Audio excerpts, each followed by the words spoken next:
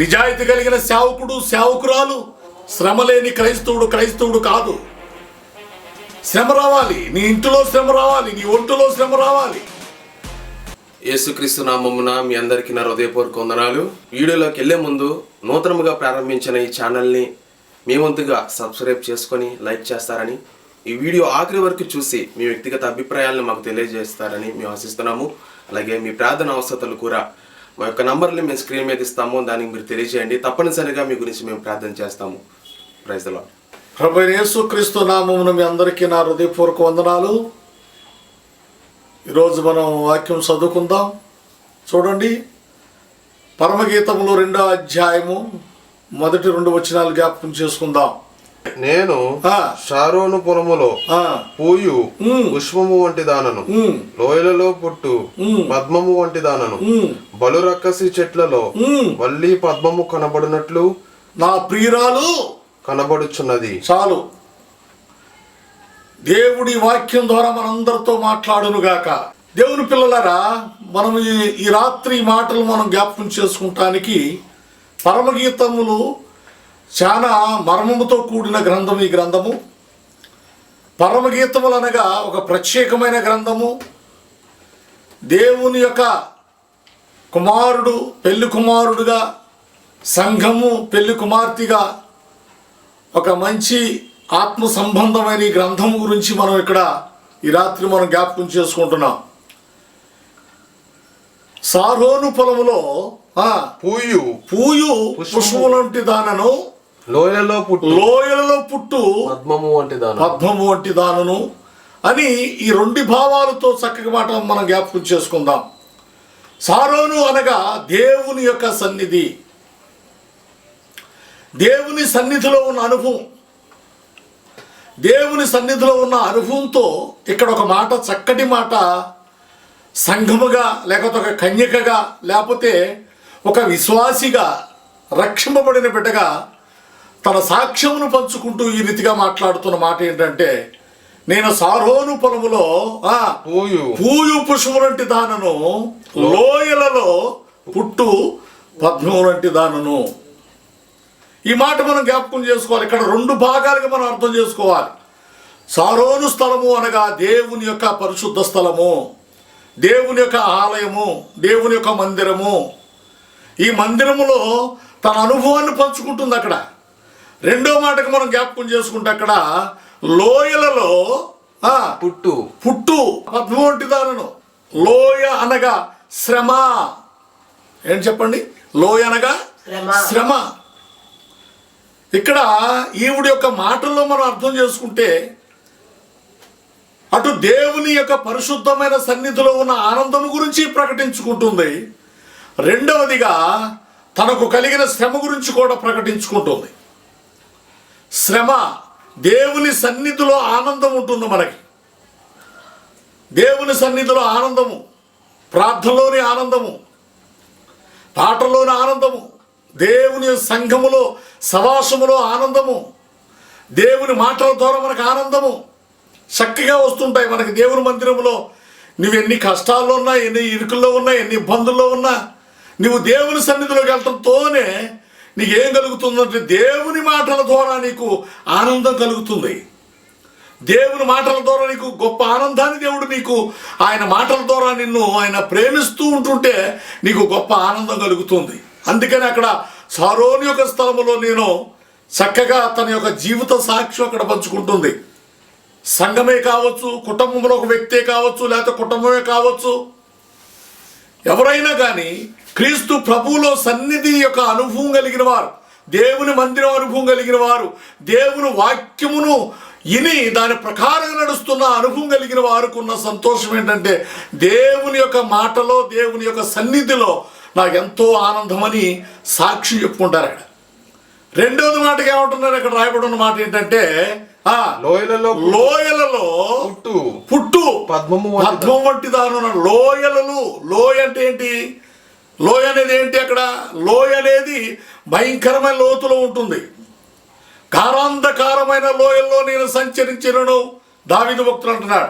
గాఢాంధకారమైన లోయల్లో నేను సంచరించినను, ఆయన నాకు తోడుగా ఉంటాడంటాడు దావీదు భక్తుడు. లోయ అనగా శ్రమ. లోయ అనగా ఏంటంట? శ్రమ. లోయల్లో ప్రయాణం చేయటము, లోయల్లో సంచారం చేయటము, లోయల్లో నడవటము, లోయల్లో ఉన్న అనుభవం చాలా గొప్ప అనుభవం. అది శ్రమ అనుభవం. క్రైస్తవుడు అనబడిన వాడికి శ్రమ వస్తుంటుంది. క్రైస్తవులు అనబడిన వారికి శ్రమలు వస్తాయి. ఇవాళ శ్రమలు లేని క్రైస్తవులు చాలా మంది ఉన్నారు ఇక్కడ. శ్రమలు రాని క్రైస్తవులు, శ్రమలు లేని క్రైస్తవులు. అసలు ప్రభువుని నమ్మి మనం బ్రతకటమే శ్రమ. శ్రమ లేని క్రైస్తవుడు కాదు. శ్రమ రావాలి, నీ ఇంటిలో శ్రమ రావాలి, నీ ఒంటిలో శ్రమ రావాలి. అప్పుడు నీవు దేవుడిలో బలంగా ఎదగగలుగుతావు. లోయ అనగా ఏంటంట? శ్రమ. చెప్పండి, ఏంటంట లోయ అనగా? శ్రమ. అక్కడ అంటున్నాడు చూడు, లోయ అనగా శ్రమ. హోషేయ గ్రంథము 2వ అధ్యాయము 14వ వచనం. పిమ్మట దానిని ఆకర్షించి అరణ్యములోనికి కొనిపోయి అక్కడ దానితో ప్రేమగా మాట్లాడుదును. ఎక్కడంట? అరణ్యములో. దానిని అరణ్యములోకి కొనిపోయి అక్కడ దానితో ప్రేమగా మాట్లాడి ఏమన్నాడు? ఆకర్షించి అరణ్యములో దానిని ఆకర్షించి అరణ్యంలోకి కొనిపోయి అక్కడ దానితో నేను ప్రేమగా మాట్లాడి ఏం చేస్తాడంట? అక్కడ నుండి దానిని తోడుకొని వచ్చి దానికి ద్రాక్ష చెట్లనిచ్చి ఆ కోరు లోయ నిరీక్షణ లోయలో ఉండి నిరీక్షణ ద్వారములోకి చేసేదను. ఆ కోరు లోయ, శ్రమ కలిగిన లోయ, శ్రమల్లో ఉండి నిరీక్షణ ద్వారములోకి నిన్ను నేను నడిపిస్తానంటున్నాడు. అరణ్యములోకి కొనిపోయి ఎక్కడికంట? మౌనులైపోయారు, మోగోళ్ళైపోయారు, మాట్లాడట్లా. అరణ్యములోకి కొనిపోయి ఎక్కడికంట? అరణ్యములోకి కొనిపోయి అక్కడ దానితో నేను ప్రేమగా మాట్లాడుదును.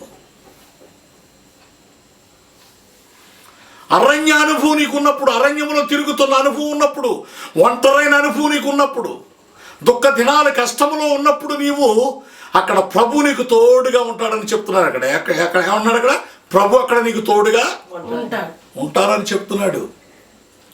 అరణ్యంలోకి వెళ్ళినప్పుడు, అరణ్యం అనే అనుభవం, శ్రమ అనే అనుభవంలో నువ్వు నడుస్తున్నప్పుడు, కష్టాలనే అనుభవంలోకి నువ్వు నడుస్తున్నప్పుడు,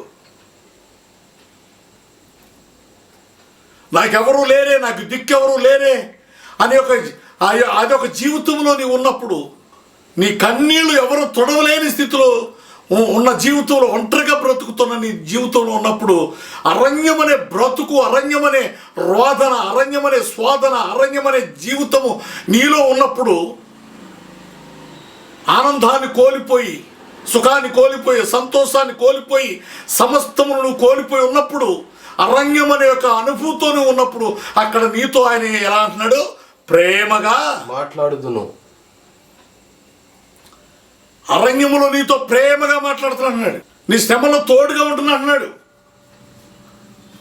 ఆ కోరు లోయ, శ్రమ కలిగిన లోయలో ఉండి, ఆ లోయలో ఉన్న నీవు, అరణ్యములో ఉన్న నీవు, లోయ అరణ్యము చుట్టూ కష్టాలే ఉంటాయి. అక్కడ అరణ్యములో కష్టం ఉంటుంది, లోయలో కూడా కష్టము, శ్రమే ఉంటుంది. అటువంటి అరణ్యము లోయలో ఉండి నిరీక్షణ ద్వారములో నిన్ను నడిపిస్తానని చెప్తున్నాడు. అక్కడ ఏ ద్వారం అన్నట? నిరీక్షణ ద్వారములో నిన్ను నడిపించేదను. ఆకర్షిస్తాడంట. ఏం చేస్తాడైనా?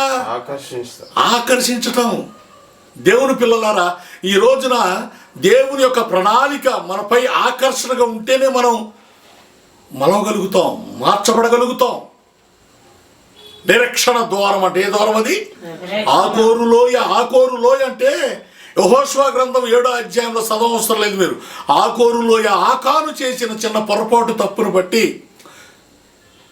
ఇజ్రాయేలు జనాంగం అంతటి మీద శాపం వస్తే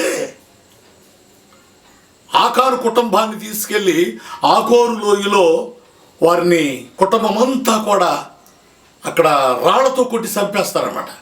ఆ లోయకి ఆకోరు లోయ అని పేరు పెట్టబడుతుంది. శ్రమ కలిగిన లోయ, కష్టాలతో నింపబడిన లోయ. ఇప్పుడు ఆ లోయను ప్రభు ఏమంటున్నాడంటే, ఏమంటున్నాడు? నిరీక్షణ దూరముగా నేను చేసేదను, కష్టములను తీసివేసి నేను ఆనందింప చేసేదను అని చెప్తున్నాడు. ఒకవేళ కష్టాల్లో నీవు ఉన్నావా, శ్రమల్లో నువ్వు ఉన్నావా, ఇరుకుల ఇబ్బందుల్లో నీవు ఉన్నావా, ఎవరికి చెప్పుకోలేని స్థితిలో నీవు ఉన్నావా, బాధపడద్దు. నా దేవుడు తప్పనిసరిగా నిరీక్షణ ద్వారము ద్వారా నిన్ను నడిపిస్తాడు. ఏం చేస్తాడు ఆయన? నడిపిస్తాడు. నిరీక్షణ ద్వారము ద్వారా నిన్ను నడిపిస్తాడు. చదవవసరం లేదు. అదే మనం పరమగీతం 2వ అధ్యాయంలో 3వ మాట చూసుకుంటే, బలరక్షసు చెట్ల మధ్యలో నా ప్రియుల నాకు కనపడుచున్నది అంటాడు. బలరక్షసు చెట్ల మధ్యలో నా ప్రియురాలు నాకు కనపడుతుంది అంటున్నాడా, కనపడలేదు అంటున్నాడా? చెప్పాలి. కనబడుతుంది. ఆయన చూస్తున్నాడా, చూడలేదా మనల్ని? చూస్తున్నాడు. ఏమండి, ఒకవేళ నువ్వు చూడలేదని మనం అనుకుంటాం, ఆయన మనల్ని చూడలేదు అనుకుంటాం, ఆయన మనల్ని విడిచిపెట్టాడు అనుకుంటాం. లేదండి, ఆయన చూస్తున్నాడు. బలరక్షసు చెట్ల మధ్యలో ఉందంట ఆవిడ. ఎక్కడుందంట? లోయలో ఉందంట ఆవిడ. లోయలో ఉన్నప్పుడు చూశాడు. బలరక్షసు చెట్ల మధ్యలో ఉన్నప్పుడు ఆయన చూశాడు. నా ప్రియురాలు బలరక్షసు చెట్ల మధ్యలో నాకు కనబడుచున్నది. నా సంఘము కష్టాల్లో ఉన్నది కనబడుచున్నది. నన్ను నమ్మిన కుటుంబం కష్టాల్లో ఉన్నది నన్ను కనబడుచున్నది. ఒక కుటుంబంలో ఒక బిడ్డ ప్రభువుని తెలుసుకుంటే, ఆ కుటుంబీకులందరూ కూడా బిడ్డ మీద విరోధంగా ఉంటే, ఆ బిడ్డ నాకు కనపడుతున్నది అంటున్నాడు ఆయన. భర్త మారి భార్య మారక, భార్య మారి భర్త మారక, భార్యాభర్తలు మారి బిడ్డల మారక, బిడ్డలు మారి భార్యాభర్తలు మారక, తల్లిదండ్రులు మారక, ప్రభువుని తెలుసుకొనక కుటుంబాలు ఈ రోజున సంతోషము, సమాధానము, ప్రేమ లేక చెదిరిపోతున్నాయి. ఎవరి దిక్కు వారిది అయిపోతుంది, ఎవరి సరిహద్దులు వారి అయిపోతున్నాయి. ఒక కుటుంబంలో ఒక వ్యక్తి దేవుని బిడ్డగా మారిందనుకోండి, భర్త మారక, పిల్లల మారక, వారు ఏమవుతున్నారు? ఆవిడికి చెప్పాలి, ఏమవుతున్నారు? వారు శత్రువులు, బలరక్షసు చెట్లు అయిపోతున్నారు. ఏమవుతున్నారు వాళ్ళు? ఒక కుటుంబంలో ఒక కుమార్తె మారి, లేక భార్య మారి, లేకపోతే భర్త మారి, భార్య మారక, బిడ్డల మారక, కుటుంబంలో ఒక వ్యక్తి దేవుని సన్నిధికి వెళ్తుంటే, దేవుని సన్నిధిలో ఉండి ఆ బిడ్డ మళ్ళీ ఇంటికి వస్తే, వీరందరూ కూడా ఆ వ్యక్తిని ఒక చిన్న చూపు చూసుకుంటూ, నీకు ప్రార్థన కావాలా, నీకు దేవుని సన్నిధి కావాలా, నీకు దేవుని మాట కావాలా, ఆ మతస్థు దేవుడిని కావాలా అని వీళ్ళందరూ అంటున్నారు అనుకోండి. ఇప్పుడు ఆ కుటుంబాన్ని ఏమంటాం మనం? బలరక్షసు చెట్లుగా వారు. బలరక్షసు చెట్లు ఏంటో తెలుసా? ముళ్ళు. ఏంటంటాయి? ఏం చెప్పండి? ముళ్ళు గుచ్చుతుంటారు. వారు ముళ్ళు గుచ్చుతుంటారు. నీ భర్త ఒక ముళ్ళుగా గుచ్చుతుంటాడు, నీ బిడ్డలు ఒక ముళ్ళుగా నిన్ను గుచ్చుతుంటారు, నీ భార్య ఒక ముళ్ళుగా నిన్ను గుచ్చుతుంటుంది, నీ బిడ్డలు ఒక ముళ్ళుగా గుచ్చుతుంటారు. ప్రభువుని తెలిసిన బిడ్డలు, ప్రభు రక్తములో కడగబడిన బిడ్డలు, దేవుని సన్నిధిలో పెరుగులాడుతున్న బిడ్డలు, వారికి కలిగేది ఏంటో తెలుసా? శ్రమ, శ్రమ, శ్రమ, శ్రమ, శ్రమ. అటువంటి శ్రమ కలిగిన ఆ గోరు లోయను నిరీక్షణ ద్వారములో వారిని నడిపించెదను.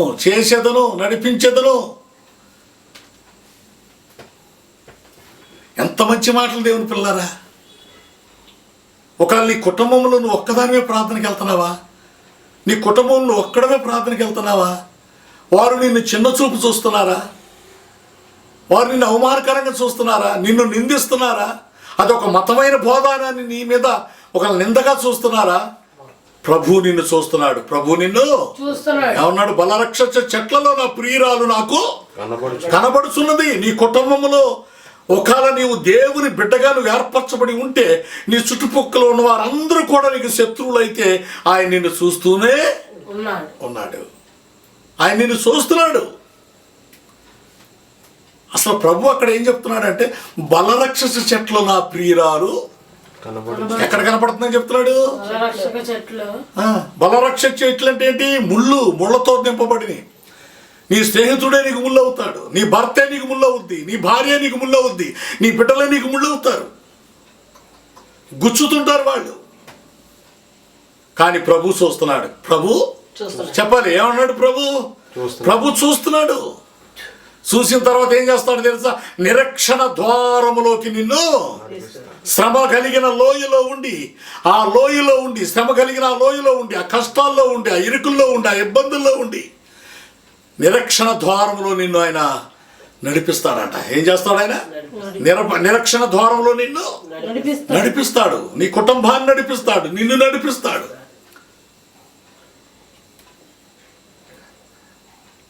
ఒంటరిగా ఉండుట దేవుడు ఎంతగానో చూస్తాడు. ఒంటరిగా ఉండుట దేవుడు ఎంతగానో చూస్తాడు. విడిచిపెట్టే దేవుడు కాదు, విడిచిపెట్టేవాడు కాదు. అరణ్యంలోకి తీసుకెళ్తాడంట, ఆకర్షిస్తాడంట, అరణ్యంలో తీసుకెళ్తాడంట. అక్కడ దానితో ప్రేమగా మాట్లాడతాడంట. ఎలా మాట్లాడతాడు? చెప్పాలి, ఎలా మాట్లాడతాడు? దేవుని మాట ఎలా ఉంటుంది చెప్పండి? ప్రేమగా ఉంటుంది. దేవుని మాట ఎలా ఉంటుంది? ప్రేమగా ఉంటుంది. శత్రువుడు ప్రేమించే ప్రేమ మన తండ్రిది. కష్టాల్లో ఉన్న వారిని ప్రేమించే ప్రేమ మన తండ్రిది. తప్పిపోయిన వారిని ఎతికి రక్షించేది మన తండ్రి ప్రేమ. దేవునికి స్తోత్రం కలుగును గాక. హల్లెలూయా. ఎంత మంచి మాట అండి. 99 గొర్రెల్లో గొర్రె తప్పిపోయిందంట. 99 గొర్రెలో ఉండి ఒక గొర్రె తప్పిపోయింది. ఒక గొర్రె తప్పిపోయింది. 99 గొర్రెలు ఉండి ఒక గొర్రె తప్పిపోయింది. కానీ ప్రభు 99 గొర్రెలు వదిలేశాడట. ఎవరు చూస్తున్నాడు? తప్పిపోయిన గొర్రెని చూస్తున్నాడు. 99 గొర్రెలు చూస్తున్నాడా? లేదు, చుట్టల్లా తప్పిపోయిన గొర్రెను చూస్తున్నాడు ఆయన. అది ఆనందాన్ని కోల్పోయిన గొర్రె పిల్ల, సంతోషాన్ని కోల్పోయిన గొర్రె పిల్ల, గోరుముద్దలకు దూరం అయిపోయిన గొర్రె పిల్ల, కాపరి యొక్క ఒడిలో ఉండి తప్పిపోయిన గొర్రె పిల్ల, అరణ్యంలో తిరుగుతున్న గొర్రె పిల్ల.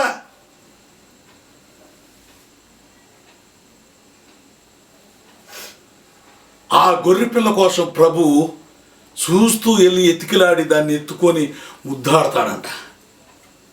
తప్పిపోయిన గొర్రెకి ఆనందాన్ని కోల్పోయినప్పుడు దానికి ఉన్న మనిషి ఏంటో తెలుసా? అయ్యో, నన్ను కాచేవాడు నాకు దూరం అయిపోయాడే, నాకు పెట్టేవాడు నాకు దూరం అయిపోయాడే, నా కొరకు ప్రార్థించేవాడు దూరం అయిపోయేవాడే, పచ్చగల చోట్ల నన్ను పొరుండు పెట్టేవాడు నా కాపరి దూరం అయిపోయాడే, నన్ను చూసి నాతో మాట్లాడి ముచ్చడించేవాడు నాకు దూరం అయిపోయాడే, అయ్యో నా చుట్టూ అరణ్యం ఉంది, నా చుట్టూ సింహాలు ఉన్నాయేమో, పులులు ఉన్నాయేమో, ఎలుగుబంట్లు ఉన్నాయేమో, ఏమొచ్చి నా మీద పడతాయో అనేది ఎంత బిగబిగలాడుతుందో, ఎంత భయంగా ఉందో, ఎన్ని కష్టాల్లో ఉందో. అది అనుకున్నప్పటికీ దేవుడు ఎతుకుతూనే ఉన్నాడు ఆ గొర్రె పిల్లని. దేవుడు ఏం చేస్తున్నాడు? ఆ గొర్రె పిల్లని ఎతుకుతూనే ఉన్నాడు.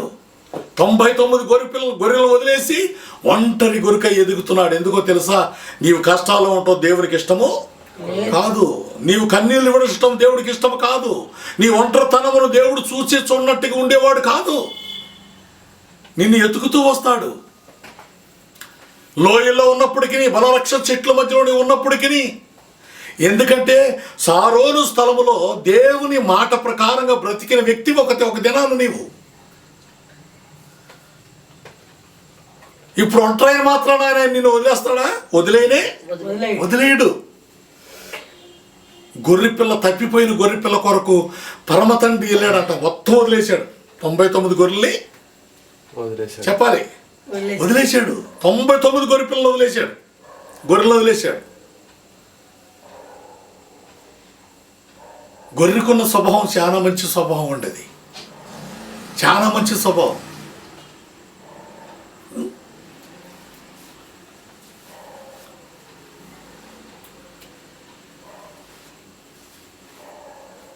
కట్టేసావా? లేదు, నువ్వు మాట్లాడు. నేను అక్కడ కట్ చేసుకుంటా. నువ్వు మాట్లాడు, ఇబ్బంది లేదు. బల్లి సౌండ్లు గట్టిగా వచ్చినప్పుడు ఆపు, ఇబ్బంది ఏం లేదు. నేను కట్ చేసుకుంటా. గొర్రెకున్న స్వభావం మంచి స్వభావం ఉండేది. అది తలదించుకొని నడుస్తుంది. ఎలా నడుస్తుంది? అది తలదించుకొని తల పైకి ఎత్తదు. అది తల పైకి ఎత్తదు, తలదించుకుంటుంది. అందుకని గొర్రెను పోల్చుకున్నాడు దేవుడు. ఎవరో ఒక అతను అన్నాడు, గొర్రె ఎర్రి, ఏం గొర్రె అంటది? ఏదో గొర్రె గురించి మాట్లాడాడు. బైబిల్లో ఉన్న గొర్రెల గురించి ఒక ఎర్రితనంగా మాట్లాడాడు. గొర్రె స్వభావం చాలా మంచి స్వభావం దేవుడి పిల్లరా, మంచి స్వభావం అది. తల ఎత్తని గొర్రె, చక్కగా నడిచే గొర్రె, ఏది పడితే అది తినే గొర్రె కానే కాదు. అది చక్కగా కాపరి చెప్పినట్లుగానే గొర్రె పిల్లది. కాపరి ఎలా చెప్తే అలా నడిచే గొర్రెది. ఎవడో అన్నాడు ఆ గొర్రె గురించి, గొర్రె బైబిల్లో ఉన్న గొర్రెలు అట. ఎవడో అన్నాడు గొర్రె, ఎవడో గొర్రె అనుభవం తెలియనివాడు అన్నాడు ఆ మాట. గొర్రెకున్న స్వభావం తెలియనివాడు మాట్లాడే మాటలే. మేక స్వభావం కలిగినోడు అని ఉంటాడు ఈ గొర్రె గురించి. వాడు మేక స్వభావం కలిగినోడు అనకూడదు, కానీ మేక స్వభావం కలిగినోడు గొర్రె గురించి మాట్లాడాడు. మేక ఎప్పుడు తలకాయ పైకి ఎత్తుకున్నాడు. ఏం చేస్తుంది గొర్రె? మేక తలకాయ పైకి ఎత్తుకొని పైన చూస్తుంది, ఇలాగ ఎక్కడెక్కడెక్కడెక్కడ నెల నెల చూస్తుంది కదా, పై రూపాయలు చూస్తుంది ఆ మేక. ఓకి తిరిగి తిరిగి చూస్తుంది, అటు అటు తిరిగిద్ది, ఎక్కడ పడితే అక్కడ తిరిగిద్ది అది. కానీ గొర్రె అలా తిరగనే చెప్పాలి. గొర్రె తిరగదు, గొర్రె ఎక్కడ పడితే అక్కడ తిరగదు. అది చక్కగా దాని నడకలోనే చాలా విధానం ఉంటుంది. అది తల దించుకొని నడుస్తుంది, చక్కగా తాగుతుంది. కాపరి ఎక్కడ పడుకోబెడితే అక్కడే పడుకుంటుంది. ఒకవేళ బలిచ్చినా ఆ బలికి సిద్ధమవుతుంది గొర్రె. మేకలో స్వభావం ఉండదు, మేకలో స్వభావం ఉండదు. అందుకనే తప్పిపోయిన గొర్రెను పోల్చి సంఘాన్ని గొర్రెను పోల్చి మాట్లాడుతున్నాడు. నేను గొర్రెలకు మంచి ఏమంటున్నాడు? గొర్రెలకు మంచి కాపరిని. ఎందుకన్నాడు ఆయన ఆ మాట? ఎందుకన్నాడు? నేను గొర్రెలకు మంచి కాపరిని, నా గొర్రెల స్వరము వింటాయి. అసలు దేవుడు స్వరమినే గొర్రెలు అంటాయి. ఎవడో పిచ్చోడు మాట్లాడాడు ఈ గొర్రెల గురించి. పిచ్చోడు కూడా మాట్లాడాడు ఈ గొర్రెల గురించి. దేవుని స్వరమినే గొర్రెలు అంటాయి. ఏంటంటాయి? దేవుని స్వరమినే గొర్రెలు. సంఘమా, దేవుని మాటినే సంఘమా, దేవుని మాటినే కుటుంబమా, దేవుని మాటినే విశ్వాసి. ప్రభు అంటాడు యోహాను సువార్త 10వ అధ్యాయంలో అంటాడు, ఏమంటాడు తెలుసా? చదవండి అక్కడ ఒక మాట. గొర్రెల దొడ్డిల ద్వారమున ప్రవేశింపక వేరొక మార్గమున ఎక్కువాడు, దొంగయు దోచుకునేవాడునై ఉన్నాడు. ద్వారమున ప్రవేశించువాడు గొర్రెల కాపరి. ఏంటంట? ద్వారమున, నిరీక్షణ ద్వారమున ప్రవేశించువాడు గొర్రెల కాపరి. నిజాయితీ కలిగిన సేవకుడు సేవకురాలు పౌరుషంగా బోధిస్తారు, పౌరుషంగా దేవుని పని చేస్తారు. దొంగగానే చేస్తాడు వాడు. దొంగ అంటే ఎలాగెళ్తాడంట? గొర్రెల దూరముని వెళ్ళడంట వాడు. గొర్రెల దూరముని వెళ్ళడంట వాడు. ఆ గొర్రెలు పట్టుకునేవాడు దొంగ. గొర్రెలు వెళ్ళే దూరమున స్వతంత్రంగా వెళ్ళడు. ఉన్నది ఉన్నట్టుగా బోధించడు, ఉన్నది ఉన్నట్టుగా చెప్పడు. లేనిది ఒకటే, ఉన్నది లేనిది అందుట్లో కలిపి చెప్పుకుంటూ వెళ్తాడు. గొర్రెలకు మంచి కాపరిని అంటున్నాడు. ఏమన్నాడు అక్కడ? గొర్రెలకు మంచి ఏమన్నాడు అక్కడ? గొర్రెలు నా స్వరము విను. కాపరి స్వరమినే గొర్రెలు అంట. ఏ గొర్రెలు అంటాయి? కాపరి స్వరమినే గొర్రెలు. కాపరి ఎలా చెప్తే అలా నడుచుకునే గొర్రెలు. ఆ గొర్రెలేనండి దేవుని సంఘము, ఆ గొర్రెలేనండి దేవుని బిడ్డలు, ఆ గొర్రెలేనండి దేవుని రాకడలో ఎత్తబడే గుంపు. దేవునికి స్తోత్రం కలుగును గాక. అందుకని అంటాడు అక్కడ, బలరక్షసి చెట్లలో నా ప్రియురాలు నాకు కనబడుచున్నది. బలరక్షసి చెట్లు నా ప్రియురాలు నాకు కనబడుచున్నది. అందుకని అంటాడు అనమాట. అరణ్యంలో నీ ఉన్నా, లోయలో నీ ఉన్నా, తప్పిపోయి నువ్వు ఉన్నా, నేను నిన్ను ఎత్తుక్కుంటూ వచ్చి నిన్ను ఎత్తికి నా భుజాల మీద నిన్ను ఎత్తుకొని మళ్ళీ ముద్దాడి తెచ్చుకొని ఆ గుంపులో నేను నిన్ను చేర్చుకుంటానంటున్నాడు ప్రభు. తప్పిపోయిన గొర్రె కోసము ప్రయాణం చేసిన వాడు 99 గొర్రెలు కూడా వదిలేసి ప్రయాణం చేసి తప్పిపోయిన జీవితంలో, తప్పిపోయిన బ్రతుకులో, తప్పిపోయిన విధానంలో ఎవరు కూడా నన్ను పట్టించుకోలేని స్థితిలో, ఒకవేళ ఎవరు నాకు లేరు అన్న స్థితిలో, ఒంటరివాడిగా దిక్కులేని స్థితిలో ఒకవేళ నీవు ఉంటే, ఆయన మహిమలోకి, ఆయన సంఘములోకి, ఆయన సంకల్పము చొప్పున నిరీక్షణ ద్వారములోకి ఆయన నిన్ను నడిపించుకుంటాడు. గొర్రెలకు మంచి కాపరి అంట ఆయన. ఎవరు చెప్పండి? గొర్రెలకు మంచి కాపరి. ప్రభు అయితే ఎప్పుడైతే ఆ తప్పిపోయిన గొర్రెకాడికి వచ్చాడో ఆ గొర్రెకి ఎంత సంతోషం పడుతుంటారు. ఇక చెప్పండి, ఎంత సంతోషం పడుతుంటారు. అందుకనే ఇక్కడ ఈ సారోను స్థలములో ఈవిడి మాట్లాడుతున్న సాక్ష్యం ఏంటంటే, నేను దేవుని సన్నిధిలో ఉన్నప్పటికీ, దేవుని సన్నిధిలో ప్రార్థించినప్పటికీ, రక్షణ పొందినప్పటికీ, ఉపవాసం ఉన్నప్పటికీ, ప్రభు మాట ప్రకారం బ్రతుకుతున్నప్పటికీ నాకు శ్రమ కలిగిన లోయ అనుభవం మాత్రం నాకు వస్తూనే ఉంటుంది. కానీ అది కొంతకాలమే. అది కొంతకాలమే. తర్వాత బలరక్షసు చెట్టల్లో నా ప్రియురాలు కనిపిస్తుందని ప్రభు చెప్పాడే. ఆ బలరక్షసు చెట్లు ఎవరు అనుకుంటున్నారు? నీ భర్తే, లేకపోతే నీ పిల్లలే, లేకపోతే నీ భార్యే, లేకపోతే నీ బంధువులే, లేకపోతే నీ బంధుమిత్రులే, నీ చుట్టుపక్కల ఉన్న సమాజమే. ముళ్ళుతో ఆయన వాడు మిమ్మల్ని గుచ్చుతూ ఉంటారు. కానీ ప్రభు చూస్తున్నాడు, నా ప్రియురాలు నాకు కనిపిస్తుంది, నా ప్రియురాలు నాకు కనిపిస్తుంది. తప్పిపోయిన జీవితంలో నీ ఉంటే నీ యొద్దకు ఆయన తప్పనిసరిగా వస్తాడు, నీతో ప్రేమగా మాట్లాడతాడు. నిన్ను శ్రమ కలిగిన ఆగోరు లోయలో ఉండి నిరీక్షణ ద్వారములో ఆయన మార్గములోగా నిన్ను నీ కుటుంబాన్ని నడిపించుకుంటాడు, నిన్ను ఆకర్షిస్తాడు. నిన్ను ఒంటరివాడిగా, ఒంటరిదానిగా, ఒంటరి కుటుంబంగా, ఒంటరి సంఘముగా, ఒంటరి సమాజంగా విడిచిపెట్టిన దేవుడు కాదు. ఈ కొద్ది మాటలు దేవుడు దీవించును గాక.